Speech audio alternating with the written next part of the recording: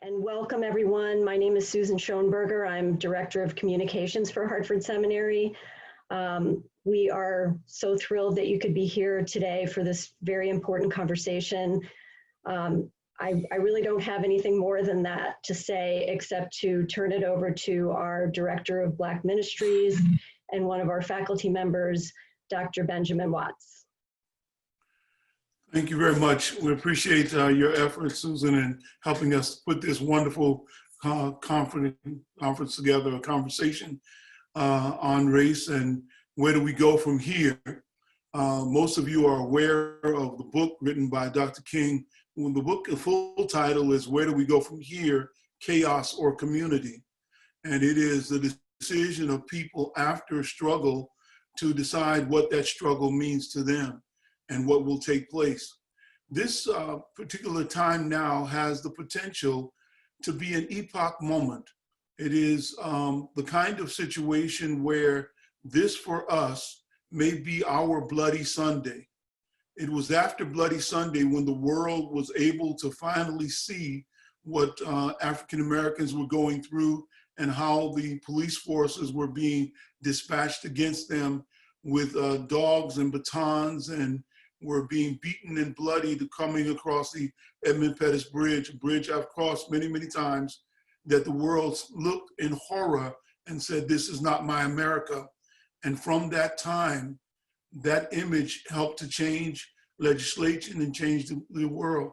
Since many of us, and I know some people have heard about it and have been unable to watch it, but since many of us have been able to watch the execution of a man for nearly 9 minutes with his throat being under the knee of another man and his hand in his pocket, looking, and the only reason he even removed his hand from his pocket was to reach for his mace to keep anyone back from him completing his task.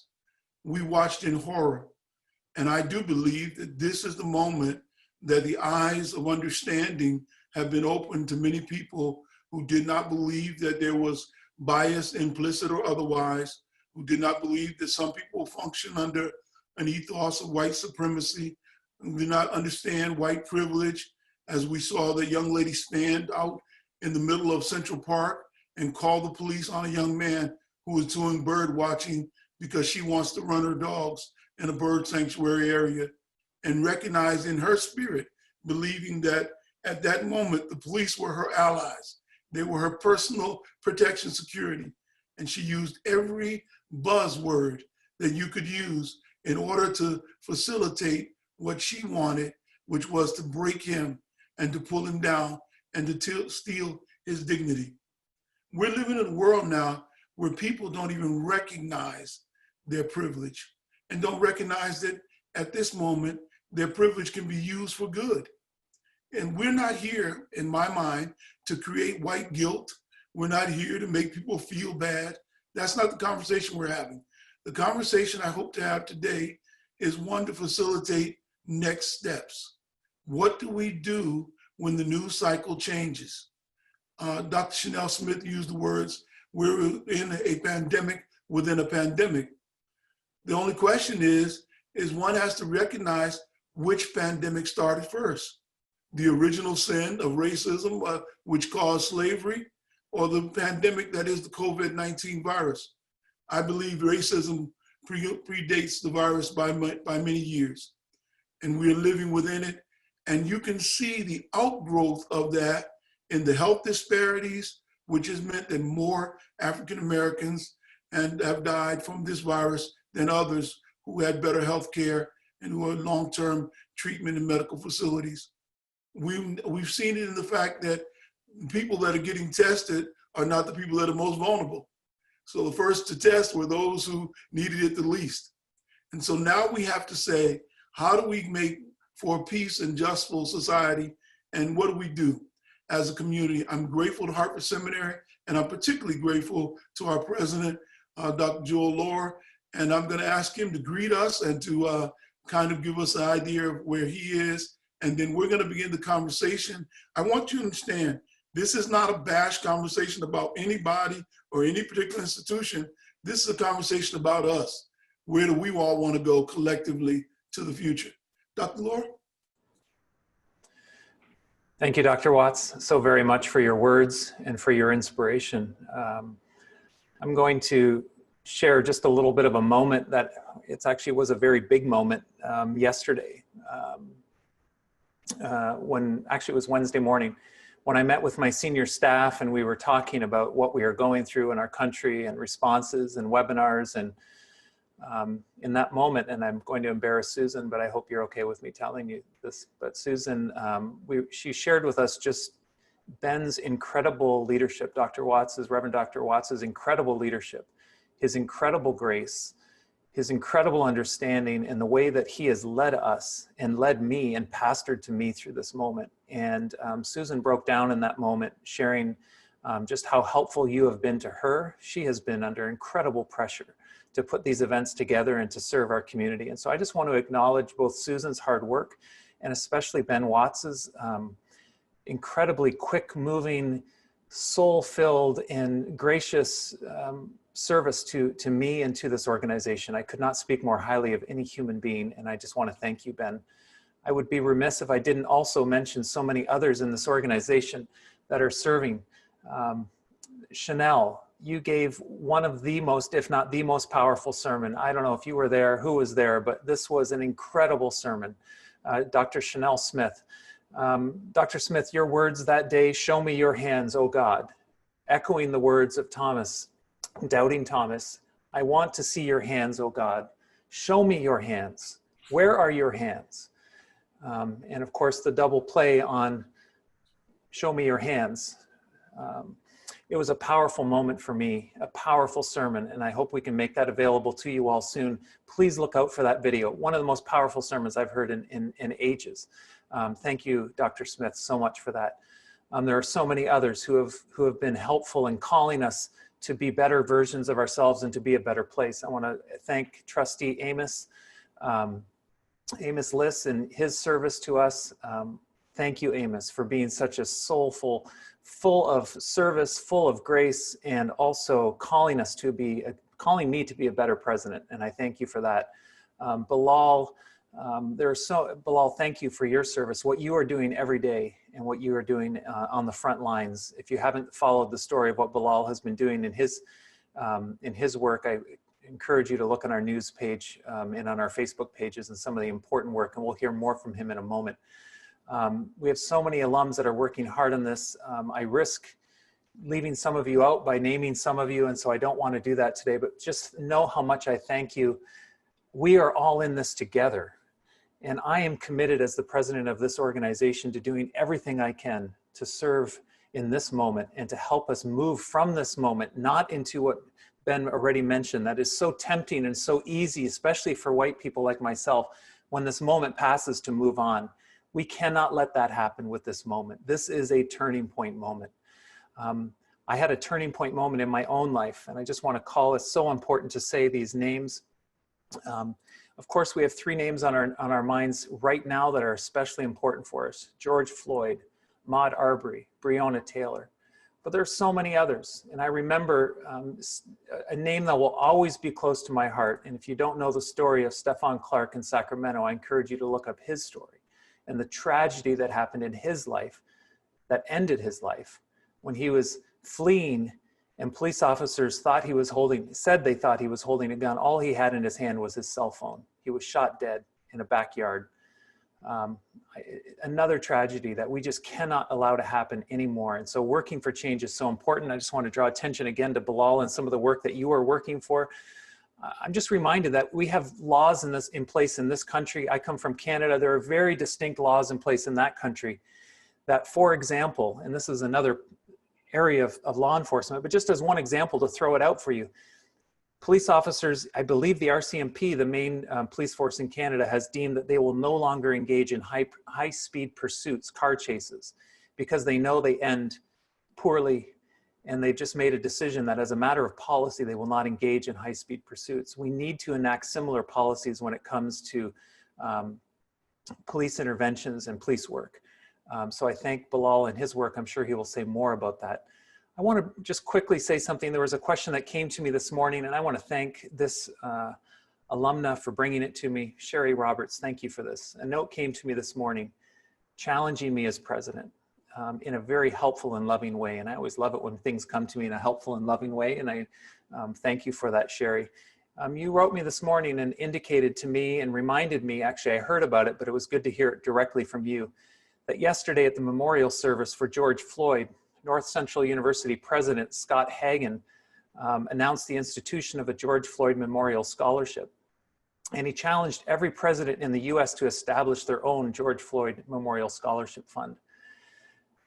I want you to know that this is something I have been talking to, actually not this specific challenge. Ben will know this. I was in Tuesday in conversations with our board chair. What can we be doing right now? And what sorts of scholarships can we be funding? How can we ensure that work like Ben's in the Black Ministries program is secure and permanently endowed or stands strong here at the seminary in perpetuity? And so I want you to know that I'm committed to doing everything I can to move that forward. I encourage you to keep me accountable on that, and I will do everything I can to work with our board to bring about a meaningful change and to work for scholarships for persons of color to study here, but also to enhance the work that Ben is doing so ably. I don't want to say too much more. I actually am here to listen. I feel like I've said much more than I wanted to. It's important for me to thank you all and to bring a few things to your attention, but I'm really here to listen. I have realized more and more in the last few hours that I am an amateur. I have tried my life to speak up for those who can't speak up, to speak up for those who are oppressed and on the margins of society. My PhD work is all about those who stand on the outskirts of the in group. It's called Chosen and Unchosen. And this is my life calling in this area. It just reminds me again of its importance. I'm committed to it deeply from the core of my being. It's why I'm here at Hartford Seminary. But I'm really here to listen today. And I want to learn from you all. So thank you for giving me this opportunity to speak, Ben. I am going to be here listening and learning and with you and committed to you every step of the way. Thank you. Thank you so much, President Lauren. We hear your heart and we're grateful for it. And we are glad that you're leading us through this season in this country and at our seminary. I look forward to hearing from each of you who are here on the panel. I want you to know intentionally it's a mixture of us, of women and men, and we wanted to be here, Jewish and Muslim and Christian and others, whatever faith you are, and I'm glad that you are available to say a word. And so I'm going to ask you, each of you in turn, to take a couple of minutes to offer your opening remarks and critique of the current situation, and then we will go around and we will take some of the questions that are, I hope, being generated in the chat even now. I'll ask those of you who are watching this video dialogue to type in your questions. If you're thinking about where we go from here, you have ideas about what it looks like, put it up there for all of us to think about and to work together on. We want, and at the end, I'm going to offer a few things I think we all can do. One of the most difficult things at this time is people ask you, what do I do? How can I help? And so I want to try and say, let me throw some things out there. It's easy for me to say, figure it out, but it's not easy to figure out because this is a different kind of season. And with that said, I will, let's start. I'm going to go ahead and kick it off. Anybody in particular want to lead? Ready to? I know Liza has to beg off at some point, so why don't you kick it off, and then that way we know we at least will have heard your words before you step aside. Thank you. I have until 1 o'clock, so I have a bit of time, but thank you for calling on me first, Dr. Watts. For those of you who don't know me, I'm Liza Arla Blum. I'm the pastor of Riverfront Families Church, which is in Hartford, and we actually meet at the 224, Dr. Best's organization, which we were chatting about earlier, and we're grateful to partner with them. So I'm coming at this obviously from a Christian context, but I'll tell you a little bit about what I've been saying to my congregation during this time. So, you know, we read in Exodus that the reason that the king oppressed the Israelites and oppressed the Jewish people was because of fear. We read that that comes from a place of worry, that they were being fruitful and they were multiplying, and the king became worried that his people, that the Egyptians would become a minority in their own country and that they would lose their power. And out of that fear, he oppressed them and enslaved them for 400 years. And then obviously Moses came, and we all know the story of the Exodus.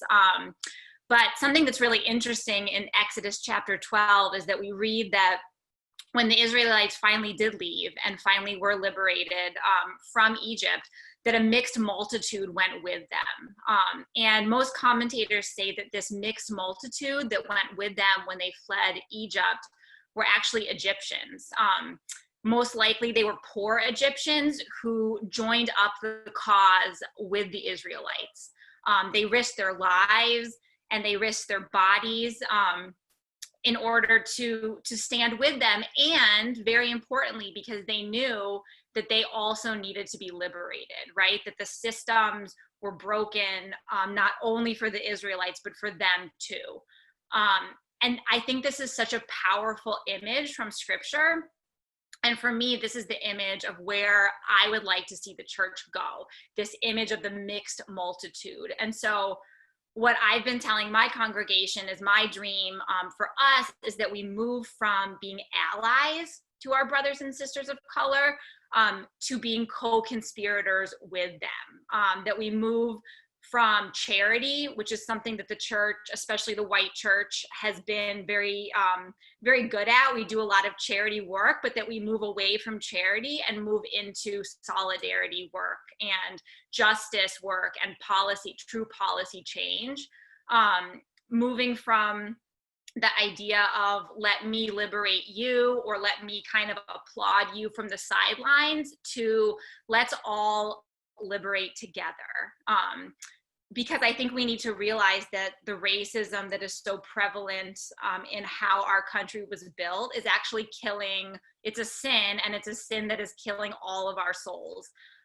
And so it's not that we're helping the Black community, or it's not that we are applauding them from the sidelines, and we're not doing it out of the generosity of our own hearts, but that we're doing it and we're coming alongside them and we're submitting to their leadership because it's a necessity for us too, for all of us. So that's kind of what I've been focusing with in our context. And then I just want to say one last thing, and I know we only have 2 minutes, so this will be a 30-second last thing that's unique to our context here in the state of Connecticut. And I know we have participants from all over on this call. My context is Connecticut, our church is in Hartford.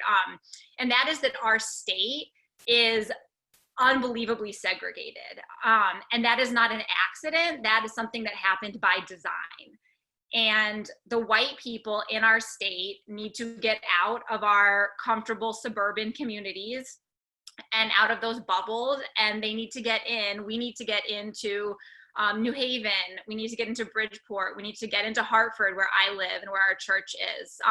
So my last plug is that if you are in the market for a house or an apartment, that you consider our cities in Connecticut. If you have a preschool aged kid who is looking at schools, consider our city schools here in Hartford, because when you do that, and when you do it well, not through gentrification, but through submitting to Black leadership and Latino leadership in those spaces, rather than gentrifying them, that makes a change. And we need to do that with our actions and with our bodies and become that mixed multitude in a state where it's so easy to segregate ourselves.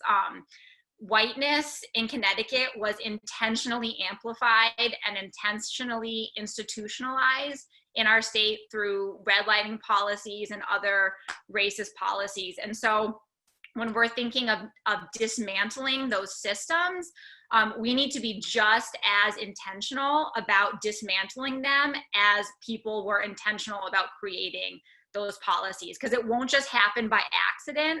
It won't just happen because of social media posts or protests or rosy thoughts and positive intentions. We have to really think of concrete ways that we can do this work. So that's what I'm telling my congregation. I'm telling them that we need to do a better job of moving from allyship to co-conspiracy with these communities of color.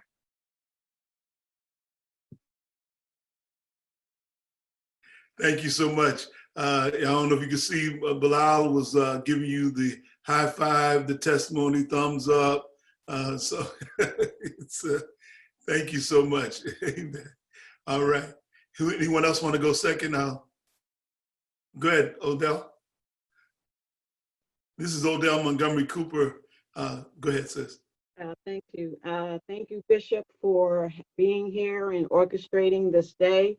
To our President Joel and Susan, thank you so very much for this platform. For everyone that is present, my name is Reverend Odell Montgomery Cooper. I am one of the leaders at Mount Airy Baptist Church in Bridgeport. I think I saw my pastor is in the room. So welcome, everyone. I know everyone has have a mixed feelings about what's going on, trying to see if this is the light, the dark. I'm not sure what to do, feeling painful for the families that have to constantly relive. Can you imagine the mothers and families who have to constantly relive watching their children die on media? To see it over and over again is very painful. I enjoyed very much watching a clip from George Floyd's daughter who said, "My father is changing the world."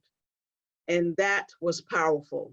I know my time is short, but I need to say to everyone, this is not a dark time, it is a difficult time, but we have to find a platform. Please find a platform to use your voice, to use your action, your power, your energy, whether you're protesting, you're marching, you're signing something on the web, you're supporting something, you join an organization. If you have the ability, now is the time. Please don't sit around and look for someone else to do it.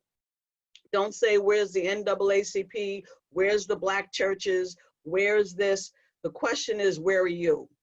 All of us have the opportunity right here and right now to get involved and to be involved, and we can no longer sit back and wait for somebody else. So please find a platform where you can use your voice and your energy to make a difference and not wait for the courts to come out 2-3 years later with a conviction or a non-conviction of what's going to happen in the future. These young people have started a movement, and we have to support them. And we've done all of this. I remember being in college, so I'm protesting apartheid. We did it differently, but I'm not 25. So we all have a different way of making a movement. So I encourage you to please support them and to find a platform to use your voice. Thank you. Thank you so much, Reverend. There is a question I want to just make sure we put on for us to think about. People are asking what organizations we might want to think about they join to be supportive, but that's for later on. But I want to make sure I put that on your radar to think about and come back to. This is really a global movement. Most of us realize there have been protests in England and in Germany and all around the world, and there have been murals put up by some very fine artists that mention him. It is almost as though, and excuse me if this is too far, a bridge too far for others, it is almost as though the crucifixion is not a one-time event because of this public lynching, this public crucifixion, we may see the world change. Next one. Anyone want to go next? Bilal? This is Dr. Bilal, I'm sorry. I want to first give honor to God, to the President Joel, to Susan, to Bishop Watts, and to all of the ministers. And then I want to say, that this is a time that you can change. You can do something. And Moral Mondays is going to be putting on a call to action. Bishop Selders is asking everybody to fast with him on Monday through the week, and then join him at 10 a.m. At the State House until we get the legislation. We want the legislation's the first top priority on the legislation. The agenda is ending police brutality. We want that on the agenda, number one. That's what we're calling all the ministers and clergy around the state to come fast and pray with us. My grandfather, the late Reverend Lonnie Talley, said, if you don't fast, you won't last. If you don't pray, you won't stay. And so we're asking everybody to fast and pray with us so that we can get a breakthrough. We get a breakthrough within the state of this, so that on legislation that we can start changing these excessive use of force laws. This is the action this is the call of action. This is where we go next. This is what we do. So be on the lookout. If you want to be contacted, please put your email here in the chat so we can reach out to you. Look out for this weekend where we're going to get a call of action out to all ministers, all clergy. This is how you can show up. This is how you can show out. This is how you can be a co-conspirator. This is how you can get down with us, get dirty, roll up the sleeves. And so Moral Mondays, Bishop Sellers is the Black leader that we can get behind, put our shoulders behind, and pray with and fast with till we get a breakthrough. That's all I have. All the blessings and peace. Thank you, my brother. Thank you. This is Reverend Amos Lease. Please, man. Yes, good morning, everybody. Good afternoon, I should say. I just want to say thank you to Dr. Watts, President Lowell, for putting this together. This is very important, very helpful. For the past 3 weeks, as I watch what's been going on, as I watch a man being killed on TV, it disturbed me. My anxiety and my fears went up. And I'm a therapist. I'm a family therapist. And I find myself in that space. So I'm thinking of other people who don't have the coping skills that I do have. So for the past 2 weeks, I've been talking online. I've been doing Zoom meeting with Black men who are afraid, worried about what's going on. Every time I leave the house, my wife worries. And I got 4 Black kids I'm trying to raise. What do I tell them? What's going on in this world? So I believe this is a moment where we need to do something. Everybody can do something. And I want to specifically talk to our white brothers and sisters. We need you in the fight with us. If you see a good fight, you have to jump in. If you truly believe the fight is right, the cause is noble, you can't sit on the sideline. Talk and prayers are good, but they're not enough. You need to do something. And there is a difference between a moment and a movement. Yeah, showing up to a protest is a moment, but we need a movement. We need long-term action. We need you to give up some of your white privilege. So you need you to make that sacrifice because every moment requires sacrifices. We need you to rethink the way you go about things. And when the minority, the Black population are telling you their stories, we need you to listen and believe it. This has been going on for far too long. And this has to stop. And the way this keeps going is for our white brothers and sisters to remain silent. In this country, we've been culturally conditioned to believe that white is superior and white is inferior. And as a result, Blacks are being undervalued, underappreciated, and marginalized. We need to challenge that thinking, and it has to stop. So when you go to the ballot booth, don't just think of your own interests, think of our interests also. Because we know who is for our interests. So if you are with us, if you're willing to join the fight, we will overcome. Because us as minorities, Black folks, we are in the fight. We will always be in the fight. But we win faster if you jump in. Thank you. Someone was asking who was currently speaking. That was Amos Lease, who is also the alumni representative to the Harvard Seminary Board and a BMP graduate Harvard Seminary. Amen. You can see some people waving. Thank you so much, my brother. Next person, Sean, you look ready. Happy to be here. Thank you, Dr. Watts. It's a privilege to be here with all of you and so many people who are genuinely my friends or mentors or previous classmates and just inspirations for what we're going through here now. And I know the question is, where do we go from here? And I think in order to answer that question for those of us who are white and have that white privilege and need to move forward and are wondering what to do, it depends on what your objective is. And we each individually need to answer that question. What is our objective when we are saying we are going to help, and why do we want to do that?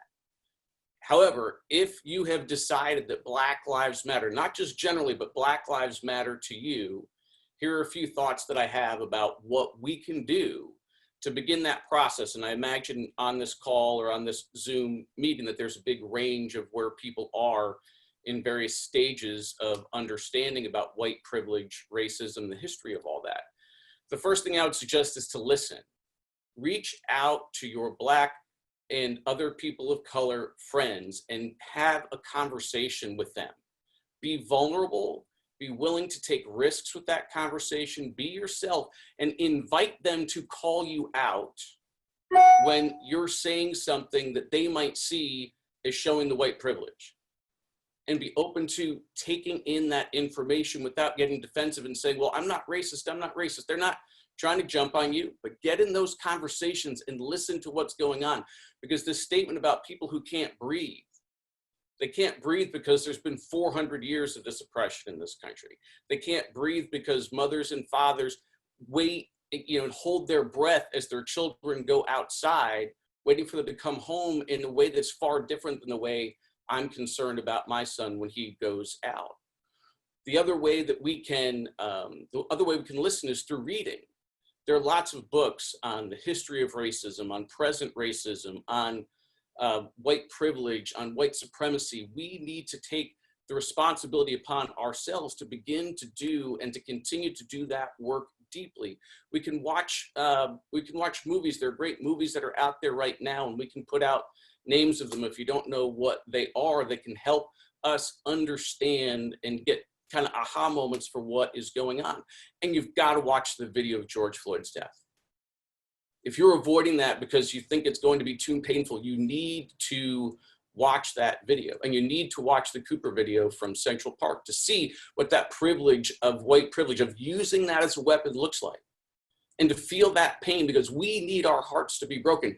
Black people and other people of color have their hearts broken all the time, and they're exhausted by this, and we need to step up, and we need to have our hearts broken, because as scripture tells me, when our heart's broken, our eyes look at the world differently.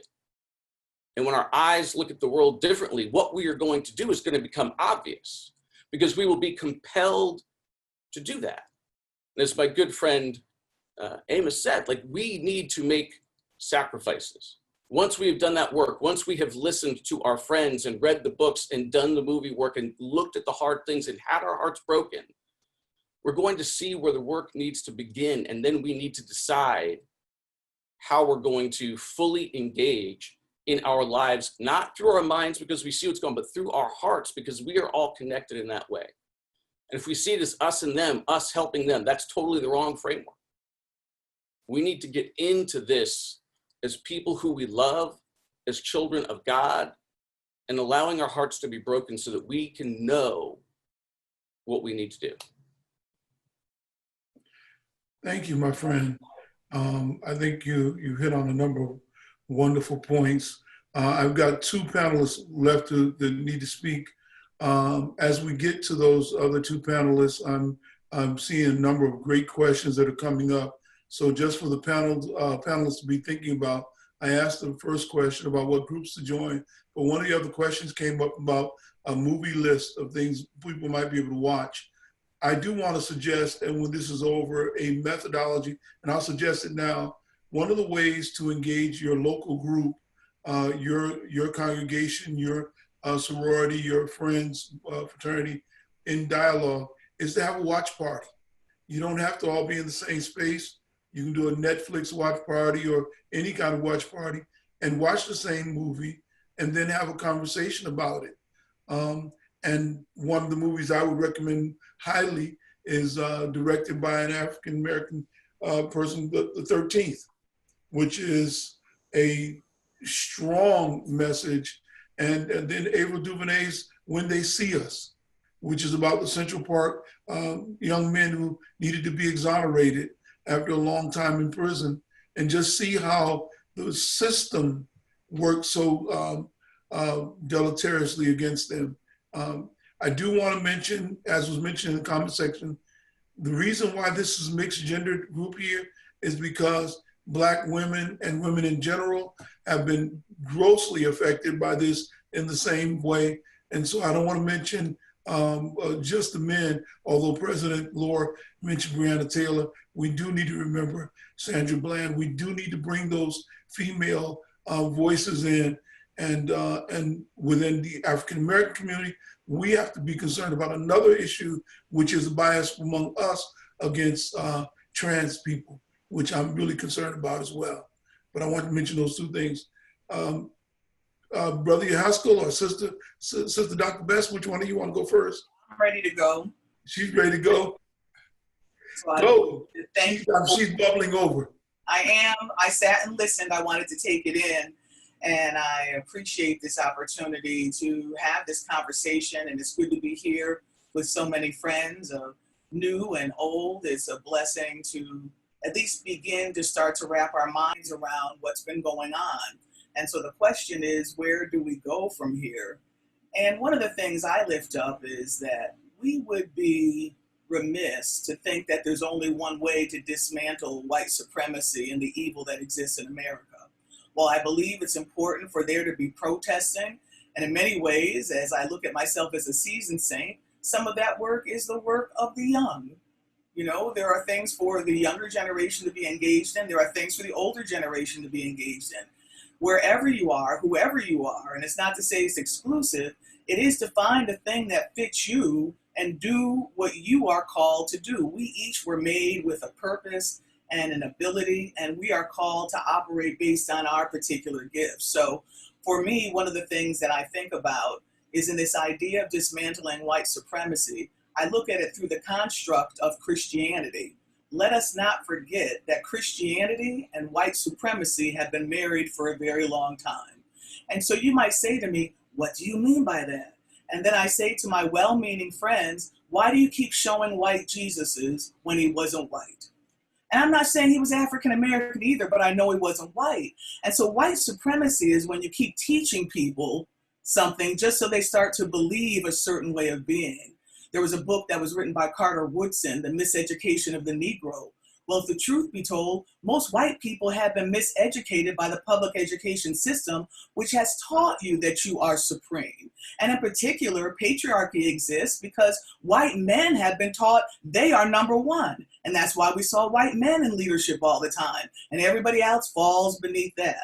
So we need to start dismantling the way in which we educate the masses to think that some people are more valuable than other people. So that's something that we all can work on, really starting to reform public education, how we educate people in our society, so they start to realize everyone is valuable, whether they are an immigrant, whether they are an alien, whether they are male or female. We have to start re-educating ourselves as a society, because that's part of where the sickness comes from. We keep teaching lies to our population. It was not a happy dinner the first Thanksgiving, and yet we have everybody acting as if the Native Americans were happy to be taken over. So we have to start rethinking our history. So part of it is the education reform and tearing down white supremacy in public education, but also in the church. Also, I think it's important for all the well-meaning Christians to stop letting other people hijack our faith. There's a certain population in America that acts as if Christianity is this kind of Christianity. Christianity looks like this. But if the truth be told, the Christianity that gets the most attention is probably the meanest, most heinous Christianity.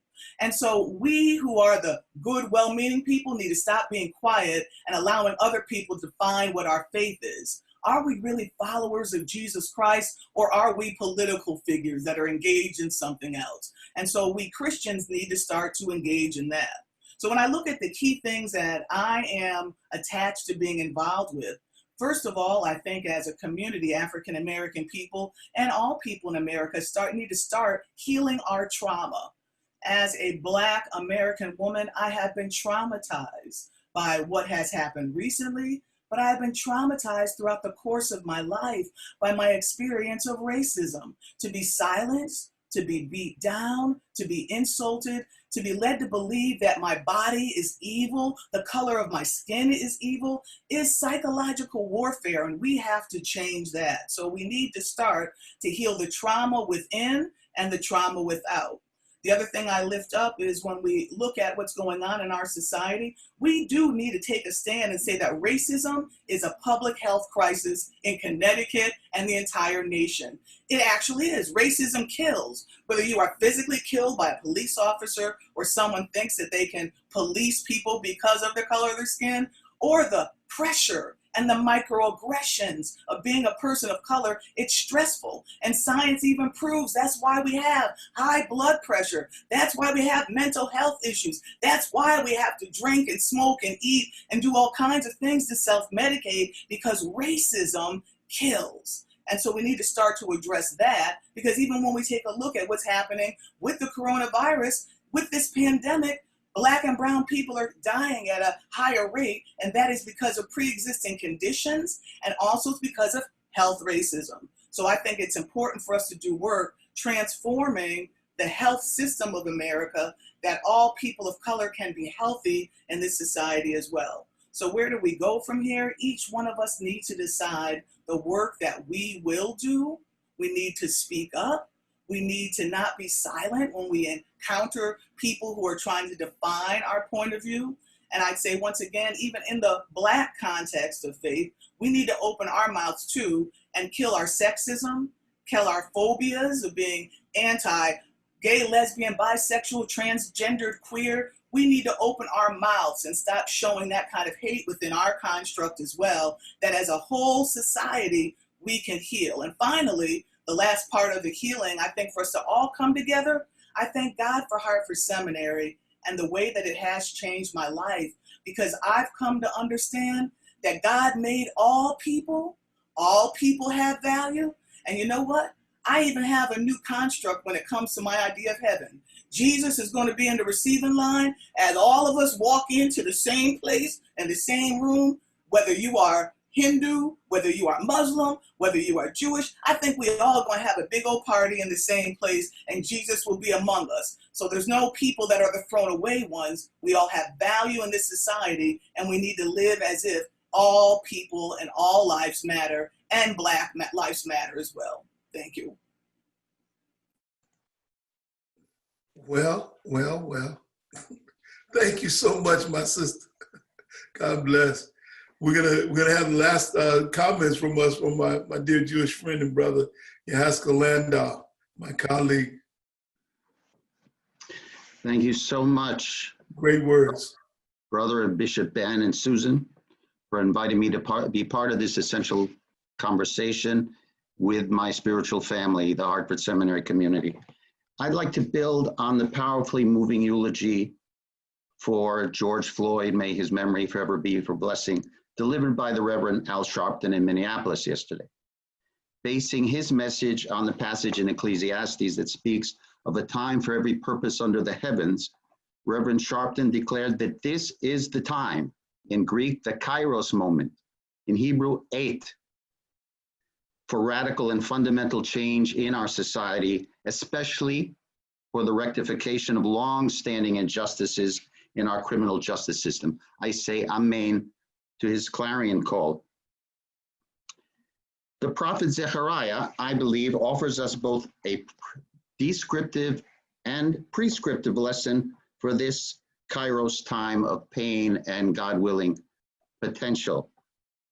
In chapter 8, verse 16, the prophet declares, "Speak every person the truth to his or her fellow, and administer justice peace in your gates." In ancient times, the city gate was the place for executive and judicial decisions to be carried out publicly and openly. Two comments. on this verse are noteworthy for our conversation, I believe. First, the words justice and peace are conjoined to signify a unified outcome, justice, peace. For the two terms and what they signify are mutually interdependent, as today's protesting witnesses are proclaiming no justice, no peace. And second, by placing truth-telling first in the three-part sequence, Zechariah teaches us that we first have to speak truthfully, honestly, confessionally to one another, if we are to see the blessed fruit of justice, peace. Reading the verse in reverse, we get an operational diagnosis of how communal strife can be transformed. The prophet is saying, we have hostility instead of peace because we don't have justice. And we don't have justice because we don't speak truthfully. Instead of honest truth-telling, we skew the truth in self-serving ways, ways that perpetuate privilege and complicity in an economically and politically unjust society, ways that generate double standards of injustice. As faith leaders, we need to speak truth to power in prophetic ways and also to mobilize our communities around shared visions of an America that lives up to its professed standard of liberty and justice for all. In our present Kairos time, even before speaking truthfully about the evils that must be rooted out, we need to start by listening deeply and compassionately. This is especially true for white folks like myself. We need to listen to the testimonies of our Black sisters and brothers, to take in and understand as best we can their truth, their stories, their experiential wisdom. Wisdom stories not only of pain, anguish, anger, and struggle, but also of hope, faith, love, and fortitude. And before we jump to prescriptions and start planning and doing, we white folks need to take a time out, a purposeful sabbatical from our well-intentioned activism, other than marching and chanting, to listen and learn from our African-American siblings, whose lives and welfare do matter. We need to learn about Black American history from authors and artists who've shared their profound insights with us. And we need, above all, to acknowledge our complicity, active or passive, in the structures of inequality and oppression that have characterized our country for 4 centuries of blood-soaked time. If we are to heal the deep wounds of our society and transform it into the inclusive, beloved community, in the words of Dr. King and Howard Thurman, we'll need to take our cues from what Black people say they need, what they experience as painfully absent or grotesquely distorted. I believe that is God's will and purpose for us, and let us rise to this historic challenge and make it a Kairos time in which our shared search for justice, peace, is finally sated. Amen. Beautiful, all of you. You're just fantastic. I just can't appreciate you enough for those wonderful remarks. I do believe, without a doubt, that as Dr. King has asked that question, where do we go from here, chaos or community, that the future of America, and I've heard several say this, it depends on how we respond to this moment now. And this is a very important moment, but this is a very teachable moment because of the situation being so stark and jarring. It gives us an opportunity. And one of the things that I want to suggest to people, and we're going to start to answer and look at some of the questions in the box, is that we need to start to work on the change of heart. And the change of hearts is not just the systemic changes. There are a lot of changes that need to happen within society, and we need to work toward those legislatively and by vote and by participation and everything, including the census. But the change of heart starts at the house, because racism is taught, it's learned.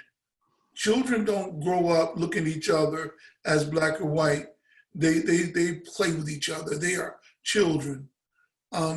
there is a wonderful segment in the book, Jesus and Disinherited, where the issue of hate, and the question was about a father trying to teach his child not to hate, because if that person gets hate in them, that hate does not have a boundary. That's a paraphrase, because it goes everywhere.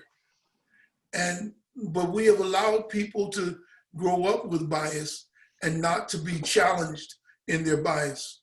Many people who are on this line today, we work around people who are living privilege and who are proud of it and who believe it's God ordained, and we never challenge them.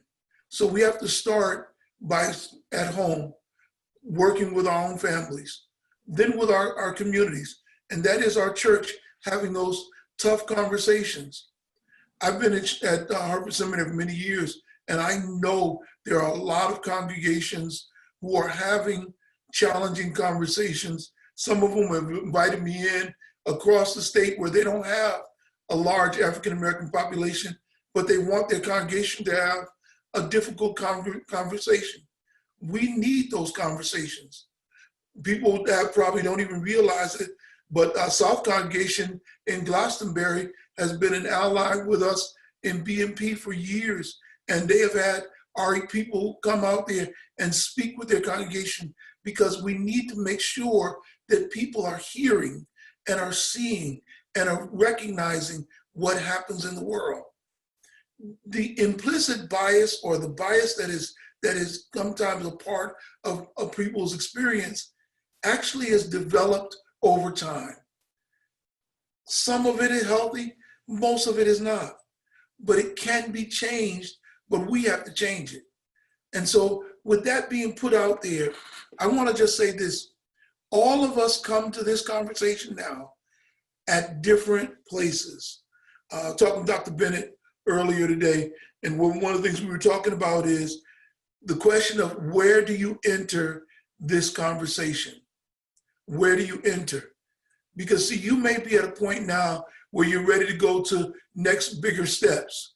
You may be at a point now where you're not ready to make those steps. You need to make baby steps, and your congregation is not ready to talk, but you can't not enter. The issue is making sure you enter the conversation, enter the dialogue, and have the difficult conversation, because it's a necessary part to moving forward. So we need you to enter. You have to enter with us so that we can walk together in this situation. And the other issue is, what's your level of readiness? How ready are you? Sean challenged people to say, you may have to give up some of your privilege. Well, we all have to give up some more privilege.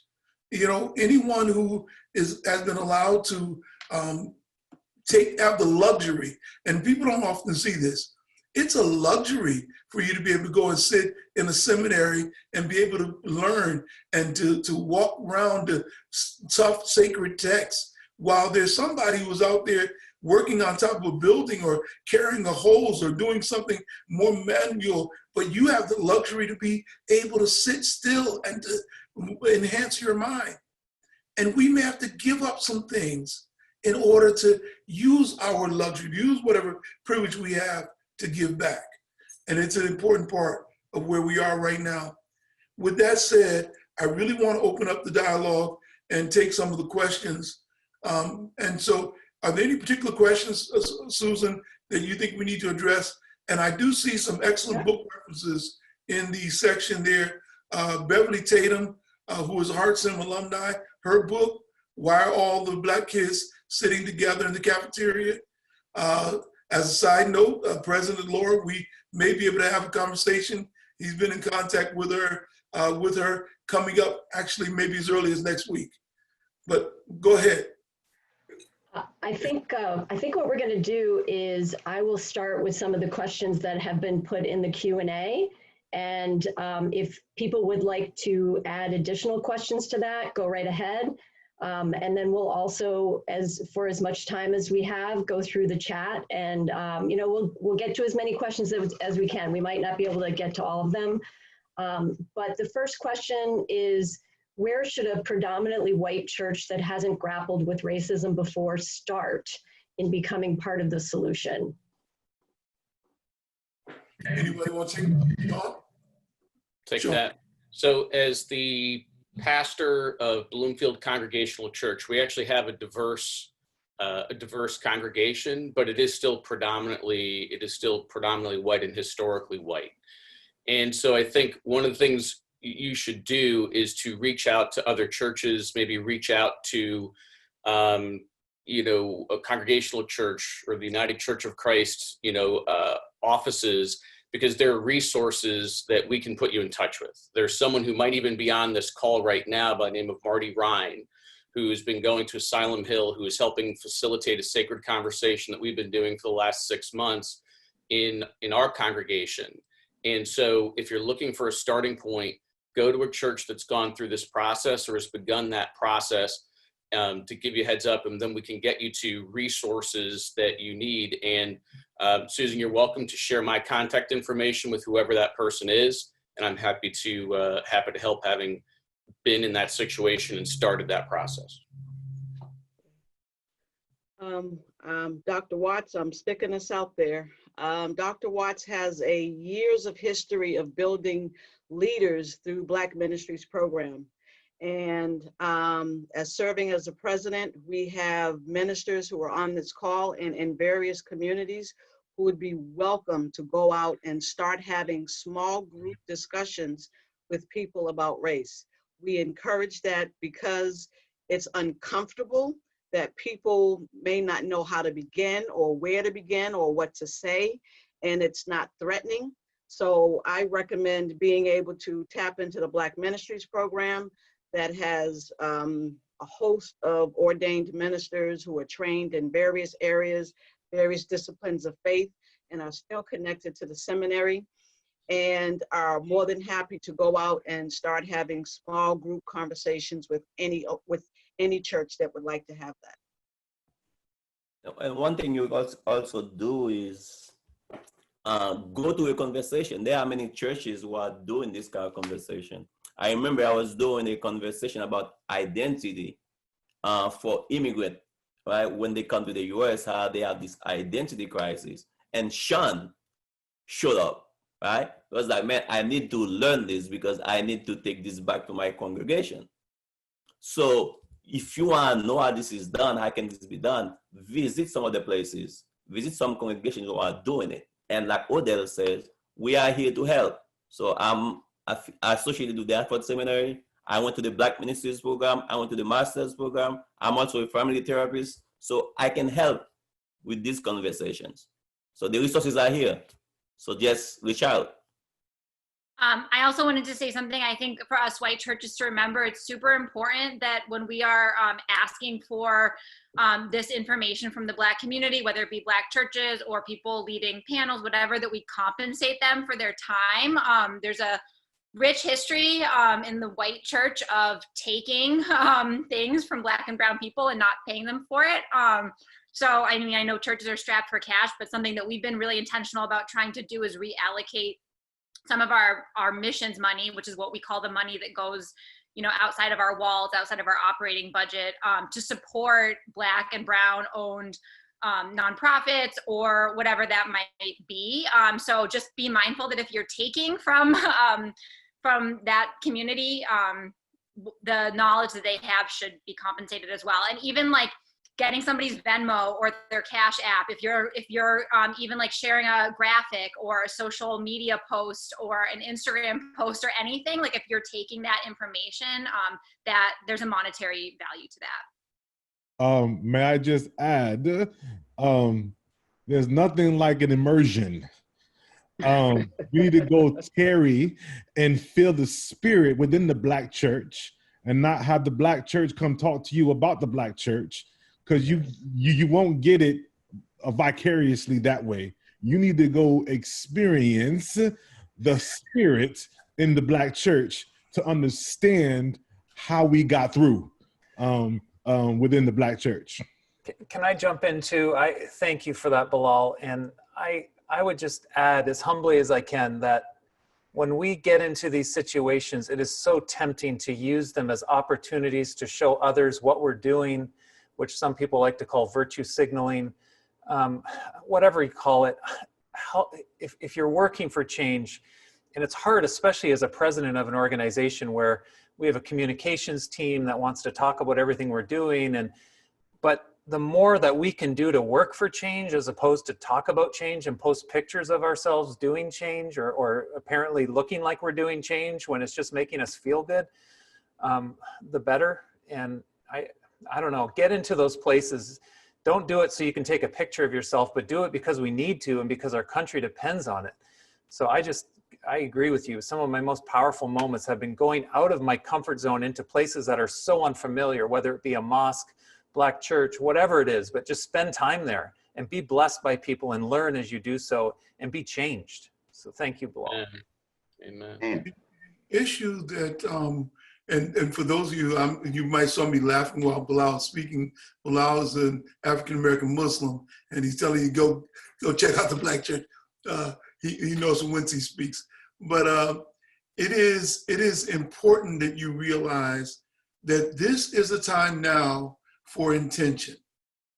You cannot expect something to happen by accident. With intention, you've got to say, we're opening up this dialogue. With intention, you have to say, we're gonna, even if only a segment of your group wants to watch this movie and struggle through. The movies that are being listed are difficult. I just sent Susan a list of books that you can look up on race that are very helpful. And it's important that you need to know that you need to have conversations, but it doesn't start with just adults. It has to start with the young all the way up. This young generation now, this Generation X that's out in the street, and what makes me hopeful for going forward is there is a real rainbow coalition of people out there. This is not an all Black movement of people just saying I've had enough, but these are young people who said, look, I've got too many friends, I've been around too long, and I've seen right from wrong, and this is wrong, and something has to change. And so that gives me a great deal of hope to see what is happening in this area.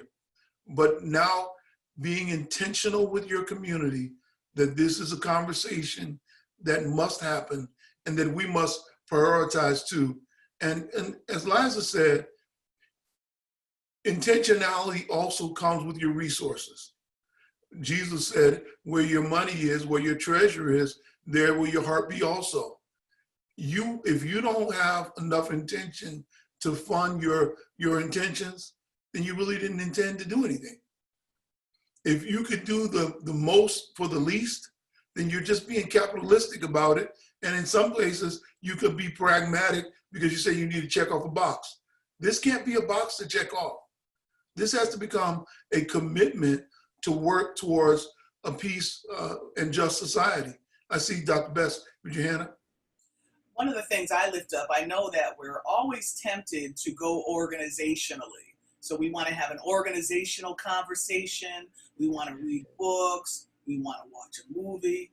How about cultivate relationships with individuals? Like, have more than one Black friend. I know I'm the one Black friend to a lot of people, but multiply your Black friends and have face-to-face or Zoom-to-Zoom intentional conversations where you get to know the person. Because often when we do this group kind of work, we're not getting personal and experiencing the humanity of another person.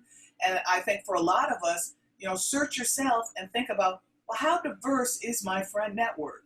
And that's a way to sort of check yourself. And so I try to intentionally diversify my friend group into a variety of places because I want to have authentic relationships, not just classroom learning.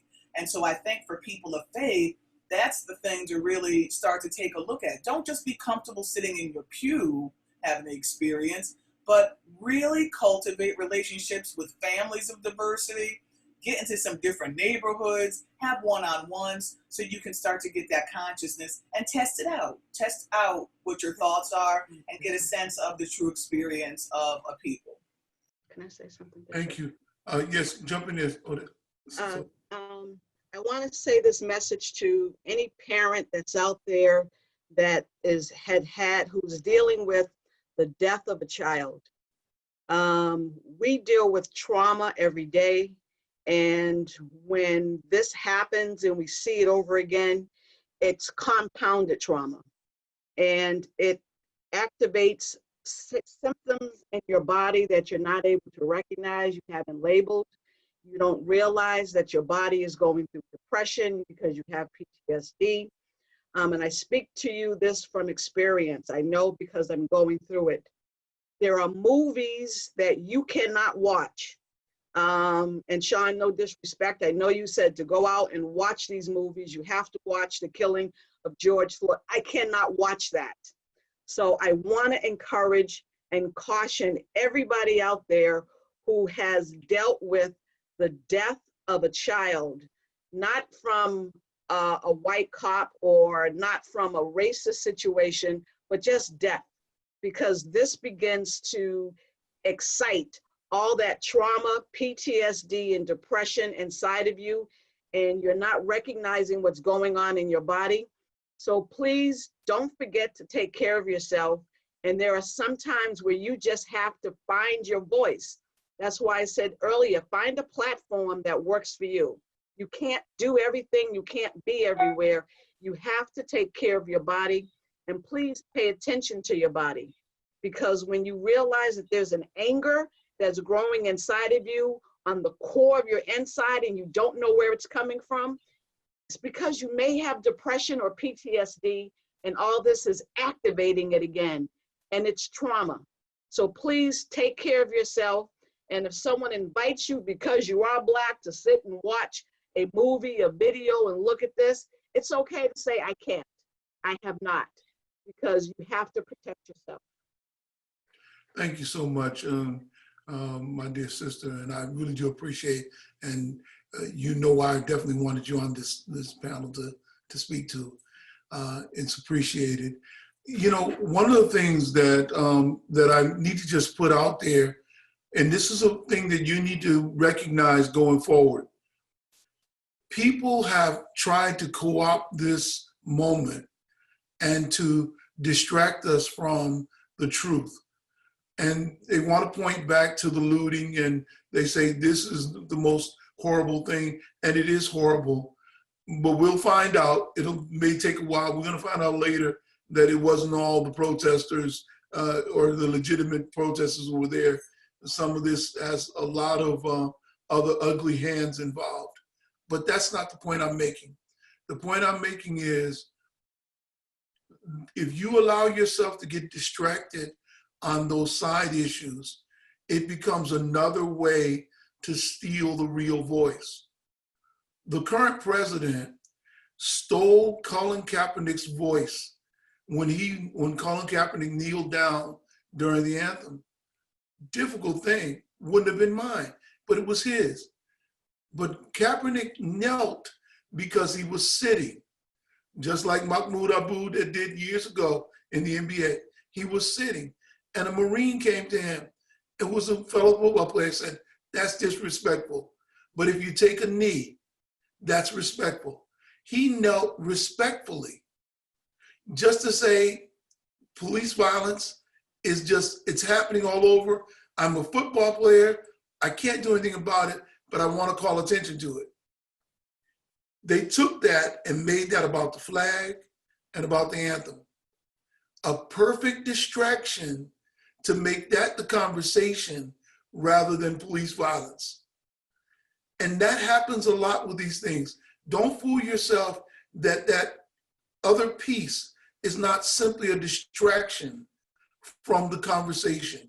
Let's try to keep people moving back in to the conversation on race, the conversation on the ethos of race, and how that has caused people to act in ways that are inhumane.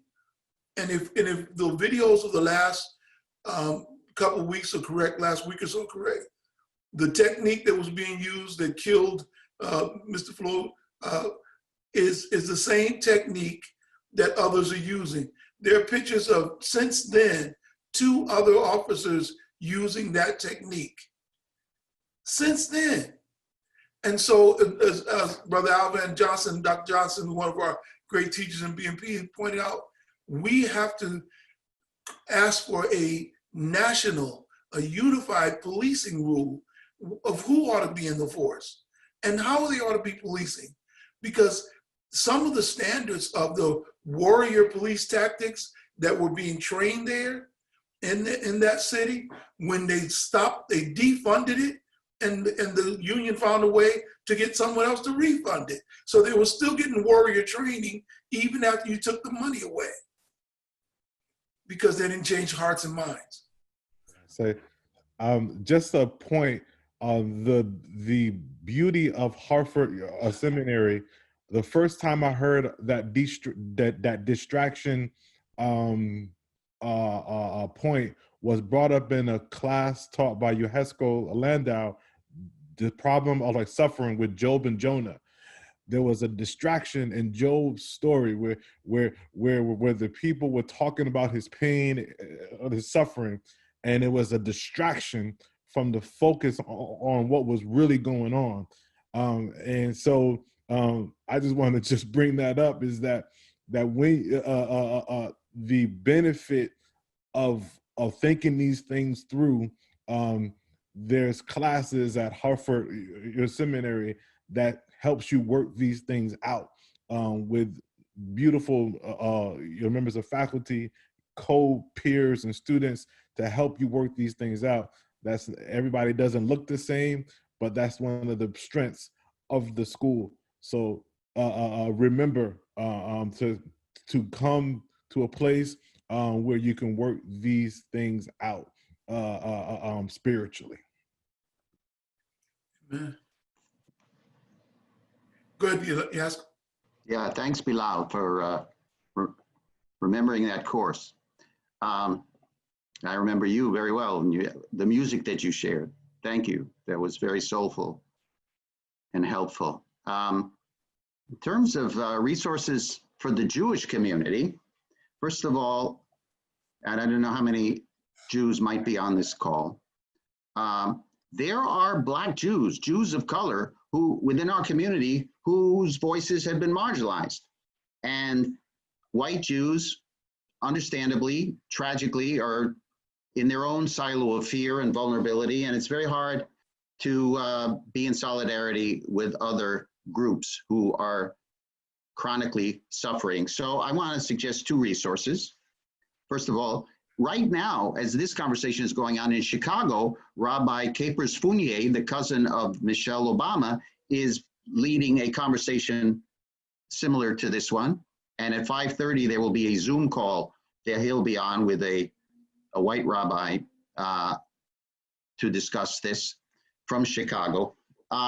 Here's a book I would recommend, Jews and Blacks, Let the Healing Begin, Dr. Cornel West and Rabbi Michael Lerner. This is a sustained conversation. This is a model dialogue which can be emulated, can be a resource. And for me, Dr. West is one of my teachers and one of the most brilliant social critics and analysts I think we have in our country. And this classic from 1993, Race Matters, I think is a primer for, well, it has been for me. And I just want to read a short passage because our shared democracy is at a breaking point, is in crisis, existential crisis right now. And here's what Dr. West has taught. Back in the mid-90s, we are living in one of the most frightening moments in the history of this country. Democracies are quite rare and usually short-lived in the human adventure. Every historic effort to forge a democratic project has been undermined by two fundamental realities: poverty and paranoia. The persistence of poverty generates levels of despair that deepen social conflict. The escalation of paranoia produces levels of distrust that reinforce cultural division. Race is the most explosive issue in American life, precisely because it forces us to confront the tragic facts of poverty and paranoia, despair and distrust. In short, a candid examination of race matters, takes us to the core of the crisis of American democracy and the degree to which race matters in the plight and predicament of fellow citizens is a crucial measure of whether we can keep alive the best of this democratic experiment we call America. Thank you, man. Thank you so much. It was really powerful. I'm going to come back over here to Shelley, and I want to make sure we answer a couple of these questions before we get offline. We have just a few minutes left. Go ahead, Dr. Shell. I wanted to lift up that in my background of doing work in community, I've been trained as a community organizer and done a lot of community organizing work. But one thing that I've come to recognize for myself is I had to start doing more intentional inward practices so I could stay out as an activist. I say for people of color today, many of us are traumatized by what's been happening. And if you don't take care of the inward, it's going to be very hard for you to do this outward community work. And, you know, I want to lift up the name of MT Winter, my mentor from Hartford Seminary. I wouldn't be who I am if it wasn't for MT. And she taught me a lot about going inward and having spiritual practices that fuel you, that heal you, that take care of you for the long haul. So I think that's another opportunity for us to offer people the fuel they will need to do this activism work, because you have to take care of the inward and heal yourself from whatever you've gone through so you can do that work in community without harming the greater community. And so I think that's something that we could also offer to people, you know, spiritual direction, meditation, contemplative prayer, all of these things are tools for the work out in community. And of course, you all know I practice yoga as well. So it's having these practices so we can go out and make a difference, but we've got to heal ourselves as well. Amen. And it's very important that we keep that in mind because, of course, we are at Hartford Seminary. You could not have been a day at Hartford Seminary and not have fallen in love with MT Winter. And you just need to recognize that the work that they've done at WLI, and we're going to try and definitely make sure that I saw someone ask about WLI and BMP working together. We will. And for those of you that don't realize it, when BMP was begun by Dr. Thomas Hoyt, the first two professors involved were Dr. Alvin Johnson, who was also on the call, and Dr. MT Winter, who was the first core faculty member there in the seminary, who supported the idea of creating this center for the training that we have now. And it's been an idea she's been pushing forward with her voice and her heart, and it's near and dear to her, and we love her for it. She's one of the first people to contact me after all this stuff started. Let me just say this, a couple of quick questions that are listed that we should probably try to address. Yahaskell, someone wanted, oh, I see the list is there. They want the information of who Michelle Obama's brother was that was working. Do you have another question we need to answer, Susan, that we can get to in the next couple of moments? Yeah, I think there's one that we can probably address in the last few minutes. I also just want to let everybody know, because I know this is a longer call and people may not be able to stay all the way till the end, but we will be recording this session and I can send it out to everybody with those lists of books and movies and other suggestions and groups. So if your question wasn't answered, it doesn't mean it wasn't heard. So we can go back and try to piece a lot of that together to send out. I think this is an interesting question that came up. How can we discourage rioting, looting, violence so that we do not tarnish the memory and legacy of George Floyd and instead celebrate the courage of the man's spirit and what he represents? I think that the discouragement is already happening. George Floyd's family has been phenomenal and very graceful in the way in which they've approached it, and really trying to say this is not what he would have wanted. There's a rather strongly worded video going around on the internet of his response after several tragedies, where he was saying himself, this is not the way, we don't tear up our own community. I think that that's going to be done on a larger scale, And we have to keep working within our own enclaves to keep pressing that point. But again, as I said before, I don't want us to let us get that as a central focus and lose out on the most important issue, and that is what we all saw with our own eyes. You know, there's that old expression, don't tell me not to believe my lying eyes. You know, I know what I saw, and I know that what I saw was not a person that was out of control or that you hadn't subdued or taken complete charge over. He was in your care, and I know that person died. And I do know that every police department has been warned, and there are several trainings of positional asphyxiation. Whether or not his larynx or throat had any kind of contusion on it, that positional asphyxiation is a known fact. Now, if you thought you were going to play a game and choke him out, it doesn't work. We need to realize that something has to change, and that the minds and hearts of people have to know that this is a new day and we can do better. And if that image raised for us raises our consciousness, then we will be a better people as a result of it in a way that we would not have been before.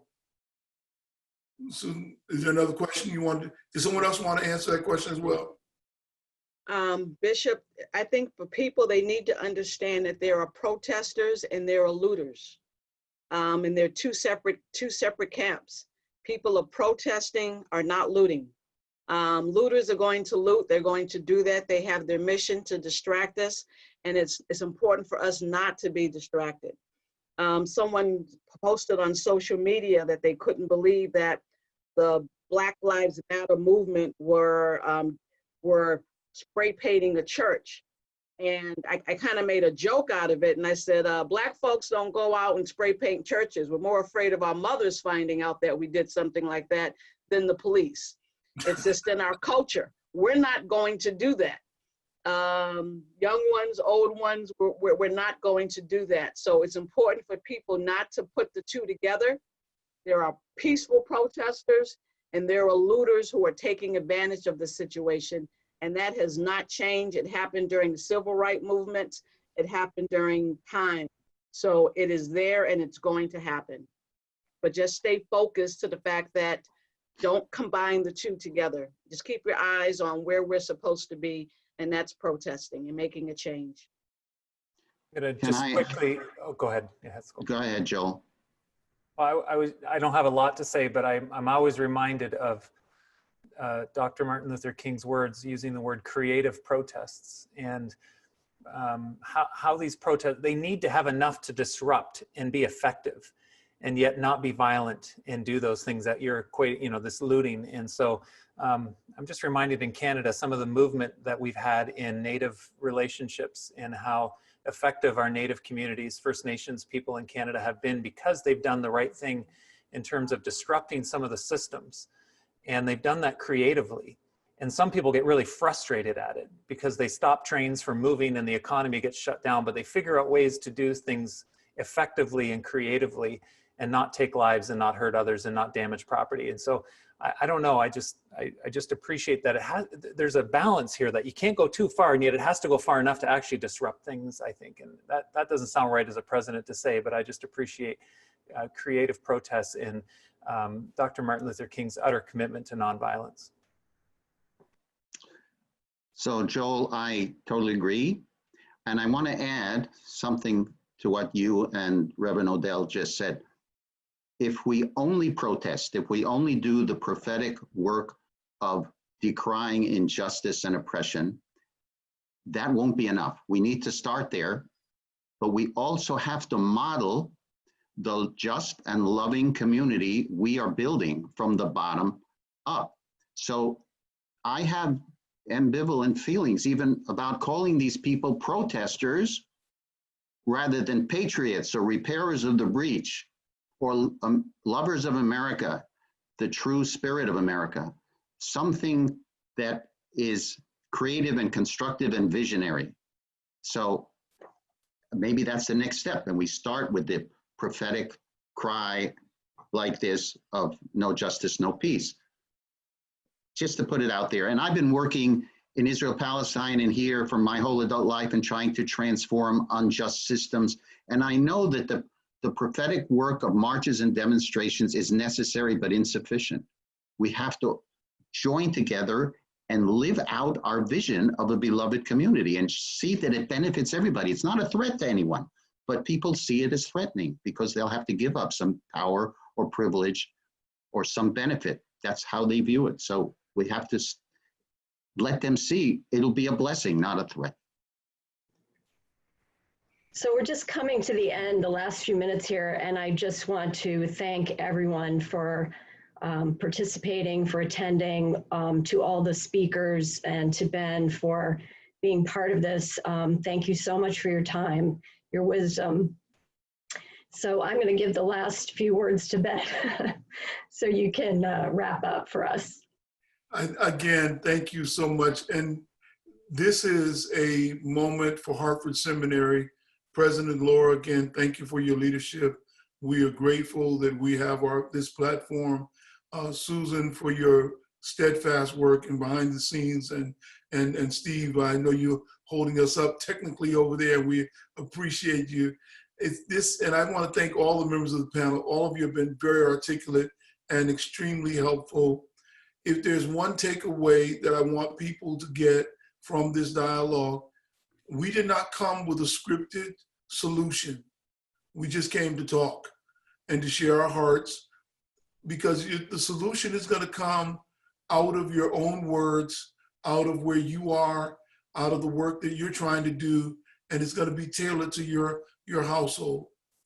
With that in mind, you have to do this for yourself. 3 things that I just think are completely important and going forward to make this happen.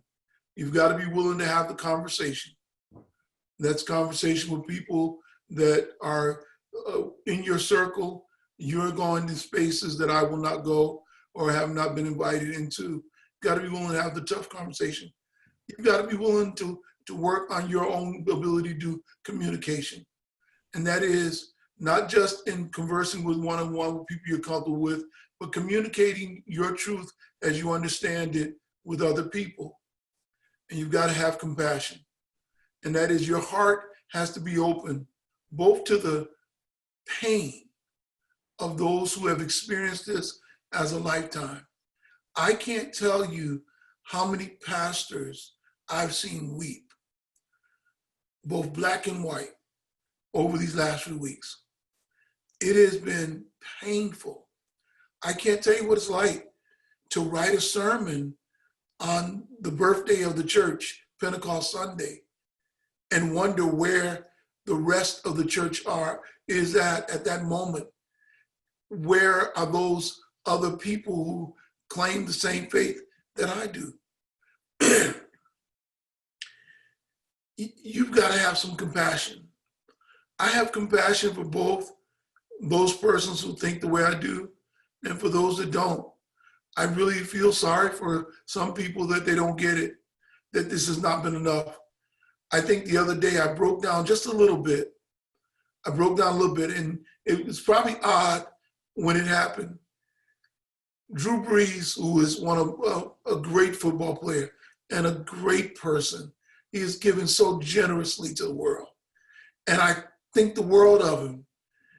When he came out and all he could talk about was someone kneeling or not kneeling and the disrespect of that as an issue in the middle of this horrible crisis, as people are marching and protesting of the life taken in front of their eyes. And that's all you could think of, is whether someone would kneel or stand for the anthem. I think it hit me because he's one of the ones I thought was the good ones, the one who would definitely get it. And what really hit me was, I said to myself, if he doesn't get it, who will? He's given millions to people in New Orleans. If he doesn't get it, who will? And then he came back as if he had an epiphany, after his friends finally spoke to him, and he heard Malcolm Jenkins, and he heard people share their hearts, he came back and said, I realized I was wrong. And I almost heard him sing Amazing Grace. I once was lost, but now I'm found. I was blind, but now I see. My prayer is that there'll be others who, when they are able to connect the information for the first time, will be able to say, now I see. It's our prayer. May you go in peace. May the shalom of God, the peace of God that surpasses all understanding. Salam to you all. Thank you for joining us at Harvard Seminary. We look forward to seeing you again soon. Blessings. Thanks.